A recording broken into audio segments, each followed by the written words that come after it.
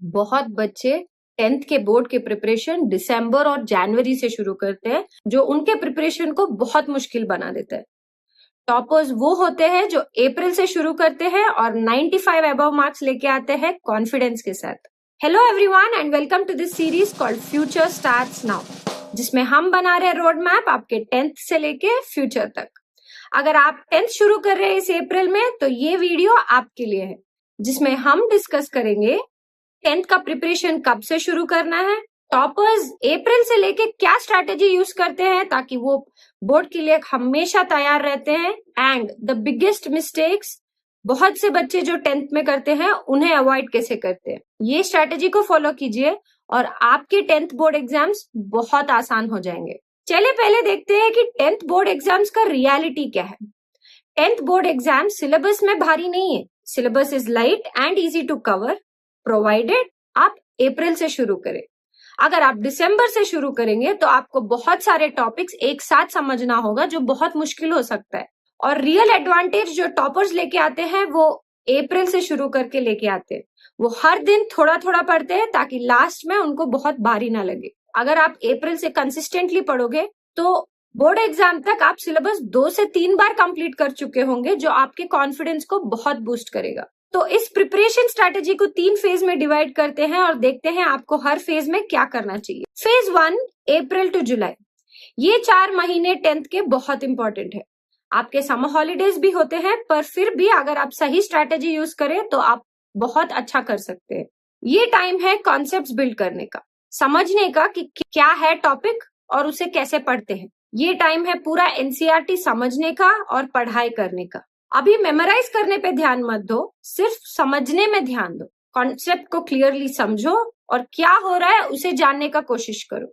For CBSE board exam NCERT का book भगवान होता है, तो उस बुक को हमेशा फॉलो करना है, स्पेशली साइंस, मैथ्स और सोशल के लिए। उस बुक को इग्नोर किया तो बहुत सारे मार्क्स गवाओगे और बाकी का प्रैक्टिस आपको किसी चीज में मदद नहीं करेगा। 10th बोर्ड है, सीबीएसई है, तो एनसीईआरटी ही पढ़ना है।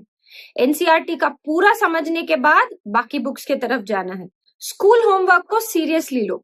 स्कूल होमवर्क आपको हेल्प करेगा हर दिन हर टॉपिक को रिवाइज करने में। उसे इग्नोर मत करो, क्योंकि वैसे भी थोड़े मार्क्स स्कूल की तरफ से आपके फाइनल बोर्ड रिजल्ट में काउंट होते हैं। तो मेंटेनिंग अ होमवर्क बुक और हर दिन के सम्स और क्वेश्चंस जो स्कूल में देते हैं उन्हें सॉल्व करने से आपको बहुत अच्छा प्रैक्टिस हो जाएगा और हर दिन का टॉपिक उसी दिन रिवाइज होने से आप कम भूलोगे। तो हर दिन होमवर्क और डेली रिवीजन इंपॉर्टेंट है इस फेज में। चलिए जाते हैं दूसरा फेज, अगस्त टू नवंबर। यहाँ पे आपका फोकस लर्निंग से थोड़ा प्रैक्टिस में शिफ्ट होगा।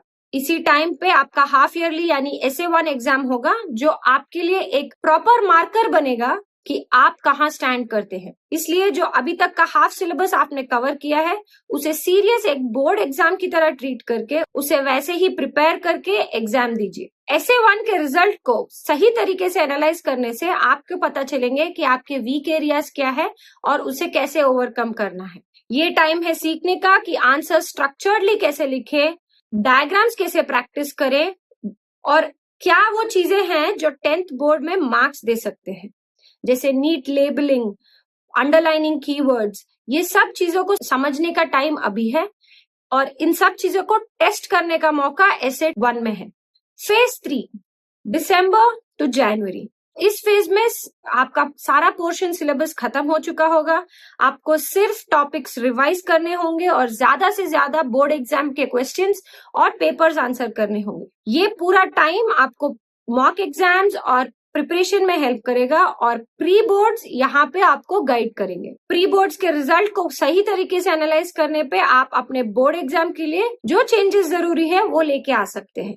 ये फेज में नए टॉपिक्स और नए बुक्स पे पढ़ाई नहीं करना है, सिर्फ जो टॉपिक्स इंपॉर्टेंट है और मोस्ट रिपीटेड है उन्हें रिवाइज करना है और ऐसे रिवाइज करना है जैसे कि कोई भी क्वेश्चन उस टॉपिक से आए आप आंसर कर सको। सबसे बड़े मिस्टेक्स जो स्टूडेंट्स 10th में करते हैं कि वो बहुत लेट प्रिपरेशन शुरू करते हैं दिसंबर या जनवरी में, जिससे बहुत हेवी और स्ट्रेस्ड लगता है उन्हें सारा सिलेबस कवर करने में और रिविजन के लिए टाइम नहीं होता। सेकेंड, बच्चे जो एनसीईआरटी इग्नोर करके बाकी बुक सॉल्व करते हैं, मत करो अभी। पहले एनसीईआरटी को सीरियसली समझो और क्लियरली करो, फिर बाकी बुक्स को करो। तो अगर आप 10th इस अप्रैल में शुरू कर रहे हैं। Remember, consistency beats last minute struggle and hard work.